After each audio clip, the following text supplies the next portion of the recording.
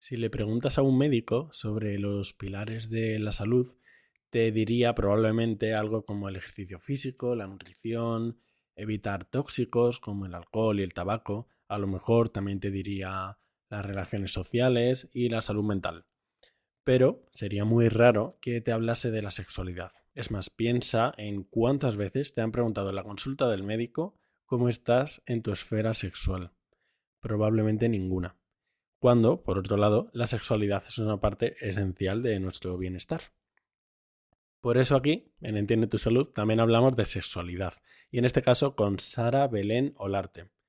Mira, conozco muchos psicólogos y psicólogas, pero si tuviera que decir cinco que me parezcan especialmente profesionales, talentosos, buenos en el más amplio sentido de la palabra, uno de ellos sería Sara. Sara es psicóloga, sexóloga, experta en sexología y en terapia sexual y divulgadora científica en redes con muchísimo impacto. En Instagram la podéis encontrar como Sara con H Belén Psico y en Twitter como Venus on Crack. Son nombres difíciles, así que lo dejo en la descripción. Hoy hablamos de sexología, de cómo tener mejor experiencia y relación con el sexo, de cuestiones más específicas como la eyaculación precoz, retardada o la falta de erección, de juguetes sexuales o de cómo mejorar la comunicación en la pareja en estos temas. De verdad, merece mucho la pena. Os dejo con la entrevista con Sara Belén Olarte.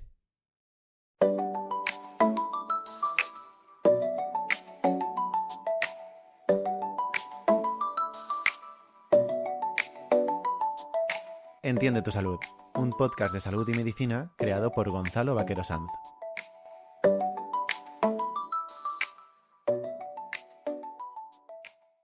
Buenos días, Sara. Muchísimas gracias por venir. Muchas gracias a ti, Gonzalo. Tenía muchas ganas de hoy, la verdad. Yo también. Además, hace mucho que no tratamos ningún tema de sexología en el canal. Mira, el otro día estaba revisando tu Instagram y hay un reel tuyo buenísimo, aunque la verdad que no hablas tanto de sexología en Instagram, porque como tocas otras cosas de psicología y tal, pero hay uno de sexología que me pareció buenísimo, que hablabas del que considerabas el mayor enemigo para ti en cualquier relación sexual placentera, que era la ansiedad. Y me gustaría un poco más, y después voy a poner el reel, me gustaría que hablases un poco más de esto, de cómo la ansiedad puede interferir en las relaciones sexuales placenteras. Uf, la manera en la que puede intervenir la ansiedad es innumerable. Honestamente, yo como sexóloga me he dado cuenta que va a ser el enemigo número uno por una razón muy, muy sencilla y es la siguiente. La respuesta sexual humana, es decir, cómo reacciona nuestro cuerpo ante una estimulación sexual, es sobre todo mediada por una parte del sistema nervioso que se llama el parasimpático, ¿no? O sea, nosotros tenemos un sistema nervioso autónomo que se rige solo, ¿verdad? Y tiene dos partes. Tiene la parte simpática, que de simpática no tiene nada, porque es como la que se activa cuando hay un león, porque nuestro cuerpo todavía cree que estamos en la selva, la que se activa cuando tenemos ansiedad, cuando tenemos estrés, cuando tenemos miedo, todo eso, ¿no? Y luego está la parte parasimpática, que es excluyente a la activación simpática, es decir, no pueden estar activos ambos a la vez, que es la parte que se encarga de la relajación, de estar dormido, de estar tranquilo, de recuperarse de un momento de estrés y así, ¿verdad? Yo normalmente cuando les presento estas dos partes del sistema nervioso autónomo a los consultantes y les pregunto cuál crees que está regido, cuál crees que rige la conducta sexual o la respuesta sexual más bien, la mayoría de gente me dice que el simpático, porque creen Ujú. que el sexo es adrenalina y es tal, y todo lo contrario. De hecho, para que haya una respuesta sexual en el cuerpo, es decir, para que pase todo lo que pasa en nuestro cuerpo, que no solo pasa en los genitales, ¿vale? Esto de erectarse, de tener lubricación en el canal del pene o en el canal vaginal, del rubor sexual, todas estas cosas que pasan cuando nos excitamos fisiológicamente, tenemos que tener una activación parasimpática y no simpática, ¿no? Entonces, claro, aquí cualquier cosa que active el sistema nervioso simpático va a ser incompatible no solo con la respuesta fisiológica de excitación y todo lo que viene después, que viene permitido por la excitación, ¿no? Sino también la respuesta más bien psicológica o más mental, en el sentido de el deseo, ¿no? Entonces, el deseo sexual es libre y tú no puedes ser libre y ansioso a la vez, ¿ok? Entonces, sí, cuando tú te das cuenta, todos los problemas, por ejemplo, que es un problema de erección. El problema de erección es que te pones nervioso en el momento donde crees que tienes que tener una erección o hay como cierta necesidad implícita de tener una erección en ese momento y por lo tanto, como por esa profecía autocumplida que te genera ansiedad, no se desarrolla ese proceso de erección y tampoco estás tú tranquilo, ¿no? Y yo me doy cuenta que al final esto no es la única problemática que vemos en sexología, pero todas las problemáticas en sexología están asociadas de alguna u otra manera a la ansiedad. O sea, simplemente una manera de, de ver. Me parece súper interesante que hayas ido un poco más atrás a las bases y Mm. además el tema del sistema nervioso simpático y parasimpático creo que es de las cosas que de una forma más sencilla te puede hacer explicar más cosas del cuerpo del ser humano. Mira, voy a poner el reel, que me gusta mucho, y así lo escucha la gente. Hablar de por qué pasa. Y no tiene que ver antes de lo que quisieras. Vamos a hablar de por qué pasa. Y no tiene que ver con la sensibilidad ni necesariamente con una enfermedad, sino que tiene que ver con el enemigo número uno de cualquier relación sexual placentera, que es la ansiedad. El momento justo antes de eyacular lo has asociado a ansiedad. Y eso, fisiológicamente e irónicamente, hace que se acelere la eyaculación justo cuando no quieres. Es como una profecía autocumplida. Y esto puede pasar por un montón de razones, pero por mencionar algunas, por ejemplo, o alguna vez una pareja sexual reaccionó muy mal a ello y ya lo asociaste a ansiedad, o tienes esta idea de que tienes que asegurar primero el orgasmo de la otra persona antes que el tuyo. Sobre todo esto pasa si eres hombre, porque también les implantan la idea de que entre más tiempo pase es mejor por este material audiovisual erótico que solemos consumir, que nos dan estándares irreales sobre cómo tienen que ser las cosas. Y en general los hombres tienen mucha presión en el sexo por el orgasmo de uno, el orgasmo de la otra persona, cuánto debe durar, por la erección, por el pene, por... Libérenos ya, por favor, libere. Por cierto, tampoco hay un estándar de lo que tienes que durar. Y de hecho, eyaculación precoz está mal dicho. Precoz significa antes de qué? De lo recomendado por la OMS, por la ONU, por Elon Musk. O sea, no tiene sentido. Entonces, no es precoz, es anticipada, porque pasa antes de lo que quisieras, porque está asociado a ansiedad. Y esto se puede tratar en terapia sexual, obviamente teniendo en cuenta unos estándares realistas para que tú puedas tener un poquito más de control sobre la eyaculación sin pensar que tienes que durar una hora o controlarlo perfectamente porque no eres un transformer. Y que el sexo sobre todo sea un entorno sin ansiedad, que sea relajado, que no tengas que cantar la canción de Bob Esponja en tu cabeza para retrasar la eyaculación, sino que puedas estar en el momento. Porque los encuentros sexuales se tienen por placer, no por otra cosa. Me parece súper bueno. La verdad que me parece muy bueno. Y entonces, después de esto, me gustaría que nos hablases un poco cómo gestionas tú con tus consultantes la ansiedad, sobre todo cuando ves tan claramente que puede ser una de las raíces, puede haber otras cosas, pero que sea una de las causas más importantes de problemas en el sexo. Hmm, sí, totalmente. A ver, como al final lo que hay es ansiedad en un momento donde no debería haberla, porque no debería haber preocupación, porque toda relación sexual o casi toda está orientada al placer, ¿no? El placer es el fin en sí mismo. Lo que hay que hacer es un proceso que en psicología llamamos contracondicionamiento. Hay veces donde hay un estímulo concreto, en este caso a veces es la anticipación del coito, la anticipación de que vas a eyacular, la anticipación de que no vas a tener un orgasmo, la anticipación de que va a haber dolor en la relación sexual, pueden ser un montón de estímulos, ¿no? Hay unos estímulos que están asociados a ansiedad en un momento concreto y que hay que contracondicionarlos, es decir, asociarlos a su respuesta contraria, a la relajación, básicamente, ¿no? ¿Y cómo hacemos eso? Lo que hacemos es que la persona, mira, muchas veces tienen la gente la idea de que tú a la terapia psicológica vas a hablar y te van a modificar los pensamientos y como entre comillas todo está en la mente, si te modifican los pensamientos tu vida cambia, ¿no? Que la psicóloga te va a decir tres cosas, tres tweets, ¿no? Tres frases así que puedes enmarcar y eso te va a cambiar la vida y vas a tener un momento eureka. No, los seres humanos somos extremadamente empíricos, nosotros vamos a regirnos a partir de las experiencias, vamos a tener creencias a partir de, sobre todo, aunque no exclusivamente, las experiencias que tenemos. Por lo tanto, aquí no es tanto una cuestión de, por ejemplo, volviendo al problema de erección, que creo que es como muy ilustrativo, pero repito, no es el único. Aquí no es tanto una cuestión de, oye, aquí no pasa nada si no tienes una erección o haz respiraciones para no tener una erección, sino que vamos a asociar el momento concreto que tienes asociado a ansiedad, por ejemplo, la anticipación de que hay que meter el pene en una vagina, por ejemplo, Y en ese momento lo que vamos a hacer, vamos a asegurar condiciones de relajación, ¿ok? Para que el momento ya no se asocie tanto, esto obviamente está muy protocolizado y así dicho, pues hay que ver cada caso, ¿no? Pero el momento que está asociado a ansiedad, vamos a meter tanta relajación, quitando las presiones que tienes, ¿no?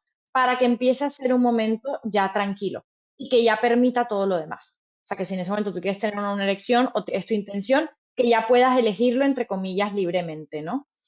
Entonces, sí, lo que se hace es ese proceso, pero para ese proceso hay que quitarse un montón de leones que muchas veces tenemos encima. Yo en el video menciono algunos de los típicos leones de socialización masculina.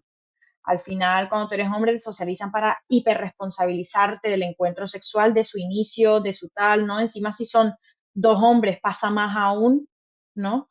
Por ejemplo, los problemas de erección son mucho más comunes, lo que he visto en población de hombres que tienen sexo con hombres, básicamente, porque es como que el pene se vuelve más central dentro de la relación, ¿no? Entonces, sí, sobre todo tiene que ver con empezar a tener experiencias de placer, quitando las presiones luego, y luego se van añadiendo cosas, ¿no? Se van añadiendo como niveles de dificultad, porque ya una vez has asociado todo lo demás a relajación y placer, ya puedes subir en escala. Es como un juego de Mario Bros. Siempre lo digo, que es como vas por niveles. Pero sí, básicamente es eso, a nivel teórico, ¿no?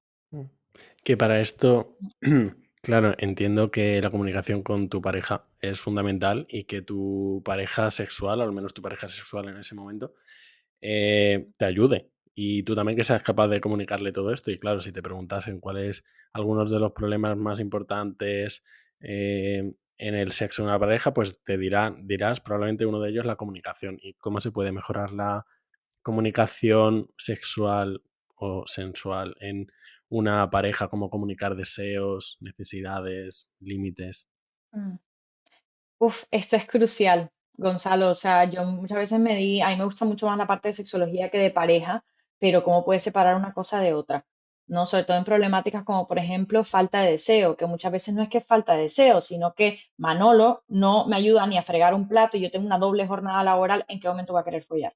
¿No? O sea, como, entonces, es muy así en ese sentido.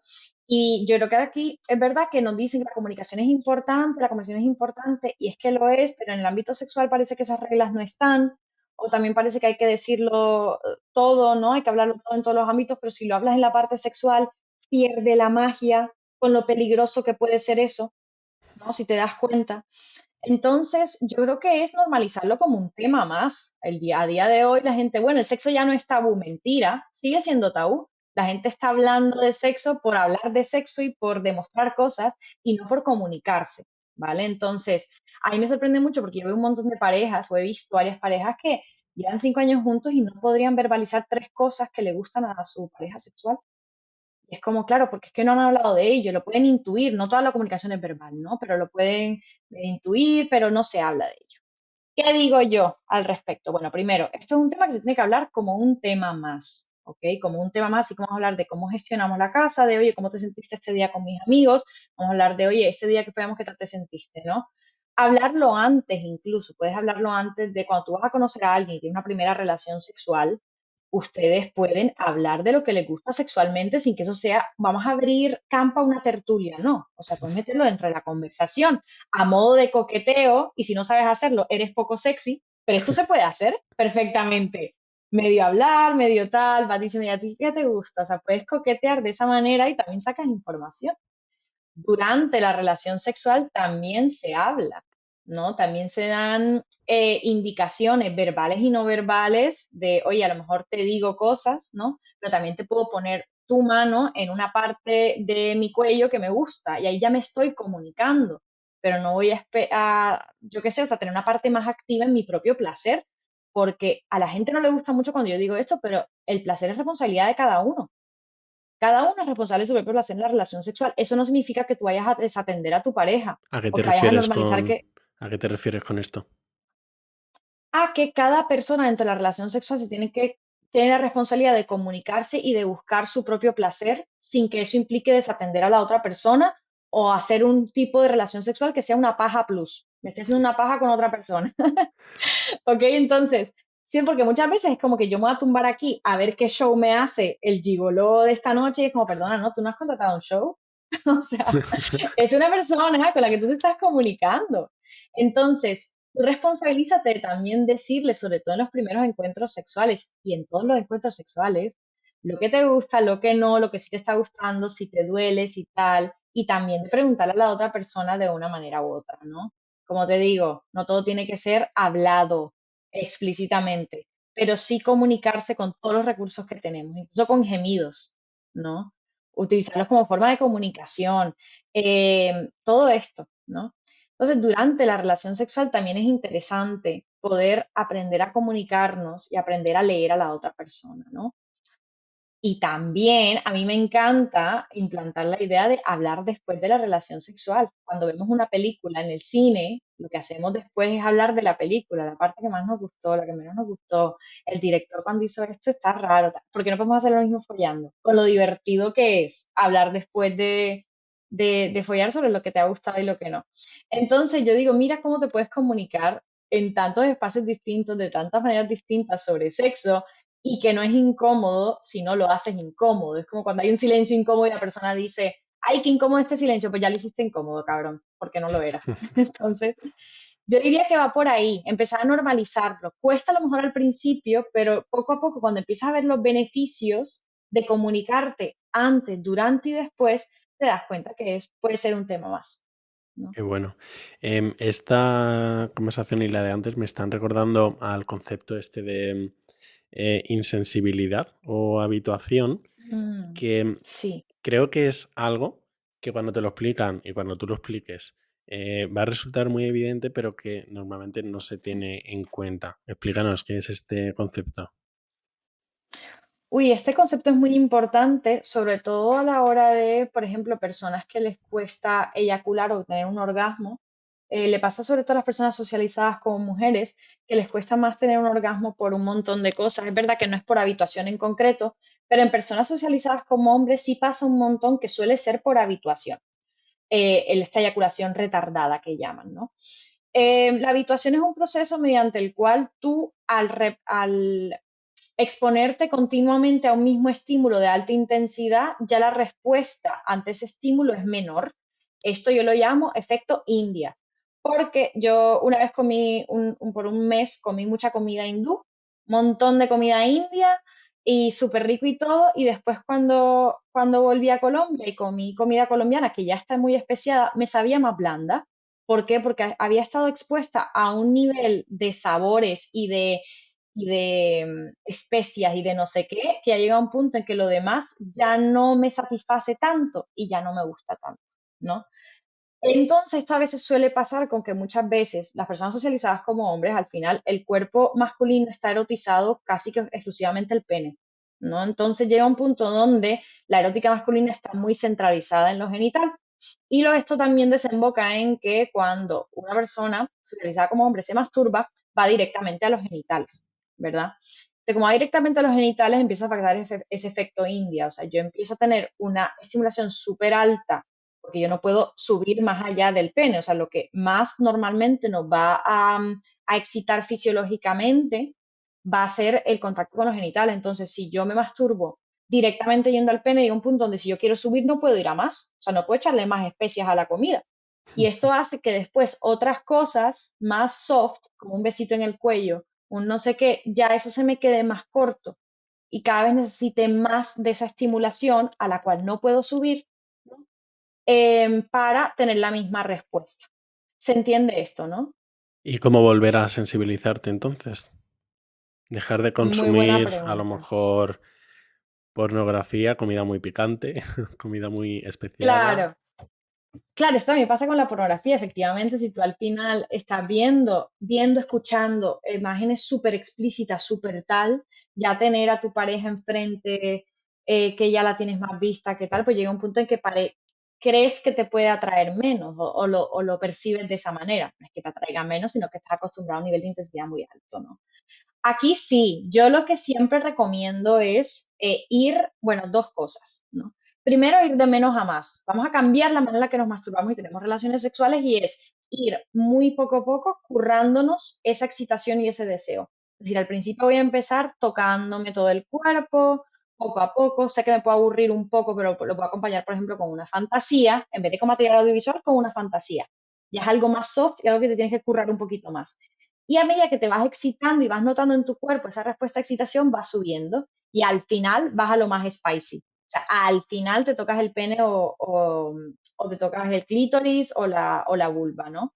Y así poco a poco vas acostumbrando a tu cuerpo a saborear las cosas menos spicy, ¿no? Entonces la empieza a asimilar y ya al final, cuando ya estás muy excitado o excitada, ya te tocas los genitales, entonces ya tu cuerpo ha podido excitarse con otras cosas, ¿no? Entonces, ir de menos a más siempre es interesante, no solo para revertir ese proceso, sino también en general, como que crea más juego, tanto en la masturbación como en las relaciones sexuales con otras personas. Y luego otra cosa es variar. Esto, por ejemplo, este proceso de habituación pasa mucho en personas con vulva que utilizan los succionadores de clítoris, que no son el demonio, sino que si te acostumbras a que te centrifuguen el clítoris, pues llega un punto donde ya una lengua no te va a hacer nada. Entonces, claro, la cosa es variarlo. A veces meter el succionador, que para eso está, y aquí somos pro juguetes sexuales y pro todo, si se utiliza todo bien, y a veces no, a veces utilizarlo de otra manera o no utilizarlo. Entonces, es ir de menos a más e introducir siempre variedad en los estímulos, básicamente. Eso no significa que no puedas tener una rutina, ¿no? Que a veces queremos que tenemos que salir de la rutina. No, no, no, puedes tener una rutina, no pasa nada. Con que de vez en cuando varíes tres cosas, ya está bien. No te diría que esas dos cosas sobre todo. Me parece súper interesante, pero bueno, han salido demasiados temas porque desde deseo en la pareja hasta masturbación en la pareja, juguetes sexuales, muchas cosas. Entonces vamos a ordenar un poco. El tema del deseo en la pareja creo que es algo que se dice mucho, que parejas de ya muchos años dejan de tener tanto sexo. Yo creo que depende mucho más de cada pareja y sí que me gustaría que nos dijeras cómo responderías a un consultante que te viene con esta petición con su pareja, que llevan ya X años y han dejado de tener relaciones sexuales o tienen menos de las que les gustaría y eso les causa malestar porque, bueno, entiendo que esto es importante, no hay que tener relaciones sexuales, simplemente si les causa malestar pues no tener tantas como les gustaría. ¿Cómo sueles responder a esto? Hmm. Pues Gonzalo, eso que has dicho me parece crucial. O sea, sería el primer disclaimer, ¿no? De que muchas parejas dicen, si no hay relaciones sexuales es porque algo va mal. Y les digo, perdóneme, pero la de relaciones tóxicas que tienen, follan todos los días y la de relaciones súper sanas que no tienen sexo, es increíble, ¿verdad? Entonces, primero, ¿por qué quieres tener más sexo? Sería lo primero, ¿no? Y si ambos quieren, o el número que sea, ¿verdad? Entonces sería eso por un lado. Por otro, también hay que ver que el deseo es algo extremadamente global y eso lo diferencia de otras problemáticas sexuales, ¿no? La problemática de problemas de erección, de problemas a la hora de alcanzar orgasmos, eyaculación anticipada o retardada, o vaginismo incluso también, o sea, todos estos son problemas muy moleculares, pasan en un momento concreto. Pero el deseo es una cosa mucho más amplia, porque no estamos hablando de una respuesta fisiológica, estamos hablando de la motivación para interactuar eróticamente. Así, en su sentido más amplio, esto requiere un montón de variables y hay que evaluar todas esas variables. Entonces, aquí no es tanto una cuestión de vamos a comprarnos lencería, porque es lo primero que hacen, es como que estás poniendo en la punta del iceberg, que muy bien por la lencería. Y todo eso, de hecho, hace parte del proceso, pero es como que, oye, llevas 2 años conviviendo con tu pareja y no han tenido citas. O llevas 2 años conviviendo con tu pareja, por ejemplo, y a ti te pone mucho cuando tú ves a tu pareja en una conferencia, y llevas 2 años sin asistir a sus conferencias. O llevan 2 años que se ven todos los días y que en ningún momento sale una persona con sus amigos y una con otro para extrañarse un poco. Entonces el deseo es una cosa tan global y depende de cada persona lo que a ti te atrae o no de una persona, que hay que evaluarlo por ahí y ver en qué ha fallado. No es que después de un tiempo tienen que bajar las relaciones sexuales y tal. Se pueden desear siempre, ¿no? Es que el amor se acaba, no, sino que tú el amor lo dejas de cuidar en un punto, porque damos a nuestra pareja por hecho, porque pensamos que ya no lo tenemos que currar, que es una cosa que está ahí y simplemente es como nuestra pareja es ese comodín de anestesia hacia todas las demás problemáticas de la vida y no, ese vínculo también se tiene que ir cuidando. Entonces, muchas veces eso también se ve reflejado en el deseo sexual, ¿no? Entonces, yo creo que es un zoom out. Ujú. Hay que hacer un zoom out y es lo que hacemos muchas veces en consulta de, vale, no vamos a hablar solo de las relaciones sexuales, vamos a ver cómo va la relación en general y ya luego vamos viendo qué variables nos hemos dejado de currar, qué variables han dejado de estar o qué variables han hecho que haya tanta presión que ya el deseo no pueda salir a flote. También un poco en relación a esto, a parejas que llevan ya bastante tiempo, pero que por otro lado sí tienen deseo, pero ha ocurrido una cosa, que es que pues cada uno está con la rutina, con el trabajo, incluso ha aparecido algo como un niño, un hijo de repente, em, Sí. y les gusta, y esto les causa malestar, o sea, les gustaría tener más relaciones sexuales. Y hace tiempo escuché a una sexóloga que daba el consejo de establecer un horario en un calendario para un momento de tener sexo. Entonces, me gustaría que nos dijeras qué opinas de este consejo y después cómo podrían trabajar estas personas. Mm. Mira, eso es interesante, ¿no? Porque muchas veces es eso, el sexo tiene que fluir, el sexo es magia, el sexo tiene que nacer, ¿no? Y es verdad, tiene que ser libre, ¿no? O sea, no puedes consentir o consensuar una relación sexual si no te percibes como con la libertad de decir sí o no, o sí hasta este punto, ¿verdad? Sin embargo, llega un punto donde las relaciones sexuales se pueden ir perdiendo, despriorizando, o esa parte erótica en su sentido más amplio de la pareja puede irse despriorizándose porque hay otras prioridades, como por ejemplo un ser humano entre medias que tienen entre ambos, ¿no? Entonces, claro, viene bien poder agendar momentos de, yo no hablo tanto de tener sexo, porque al final si termina o no teniendo sexo, me da igual. A mí lo que me importa como terapeuta y me parece interesante a la hora de reavivar esos momentos de intimidad o de erótica es que tú le puedas empezar a priorizar. O sea, que para tenerlo un poco más en la mente, ¿no? O sea, al final la mente lo que priorizas es lo que va a empezar a percibir como importante. Entonces tú sacas ese momento y es un momento que está predispuesto, más no obligado, a tener interacción erótica. Y si no tienes interacción erótica, por lo menos tienes un momento agradable con tu pareja, acariciándose en la cama y hasta qué punto eso no sería erótico. Que a veces pensamos que lo erótico tiene que ser el mete saca y ya está, ¿no? Entonces, yo creo que es importante tener eso en cuenta de que si ustedes quieren priorizar la parte sexual, deberían priorizar la parte sexual y no esperar a que haya tiempo, sino hacer el tiempo que predisponga a un momento de relajación y tal, donde haya cualquier tipo de interacción erótica, desde el circo del sol, porque haces 87 posiciones, a simplemente nos acariciamos mientras estamos hablando de cosas y ya está, ¿no? Entonces, a mí eso me parece uno de los consejos más interesantes, sobre todo de tener pareja en este capitalismo tardío, cuesta un montón y priorizar y tener relaciones sexuales también en esta era, pues cuesta más aún. Entonces sí. También has hablado un par de veces sobre la masturbación y también como dando por hecho que la masturbación está bien estando en pareja. Y quería preguntarte sobre el tema de la masturbación teniendo pareja, porque también siento que hay personas que pueden sentirse mal si su pareja estable se masturba. Mm. Entonces, ¿cómo ves tú la masturbación en una pareja? ¿Qué experiencias tienes en este sentido con tus consultantes? Hmm. Mira, este es un muy buen tema porque es verdad que muchas veces la masturbación, cuando estás en una relación de pareja, puede verse un poco demonizado. Hay veces donde yo he visto como, por ejemplo, personas que no quieren que su pareja se masturbe porque eso significa que es como una relación sexual menos, no como que estás quemando un cartucho. El deseo no funciona así. El deseo, si lo nutres, quieres volver a tener más deseo, ¿no? Entonces, si tú tienes una buena relación sexual, eso aumenta la probabilidad de que tú quieras tener más relaciones sexuales, sea relaciones sexuales contigo mismo o con la otra persona con la misma manera de que de nada sirve masturbarse o follar mucho si tienes malas experiencias, porque eso lo que va a hacer irónicamente es que quieras cada vez menos, por pura asociación, ¿no? Entonces, creo que es importante entender que la sexualidad no es algo que se comparte con otra persona, la sexualidad es individual.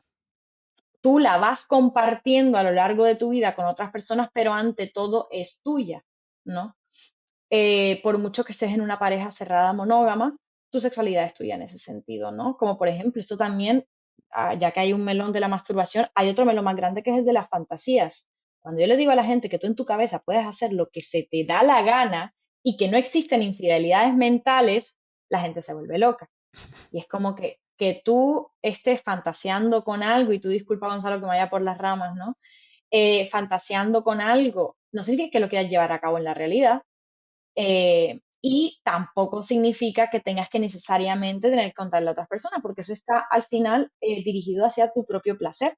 Entonces, no solo tienes todo el derecho de masturbarse, y eso no necesariamente va a deteriorar las relaciones sexuales, de hecho, puede incluso que pase lo contrario, que las nutra porque te conoces más, por ejemplo, sino que también tú puedes emplear en tus fantasías lo que tú quieres, en ese sentido, porque no tienen tampoco por qué ser deteriorantes. Entonces, muchas veces em, viene muy bien tener en cuenta que la masturbación siempre es una opción y que no tiene por qué ser necesariamente malo, ni para la relación de pareja ni para ti mismo.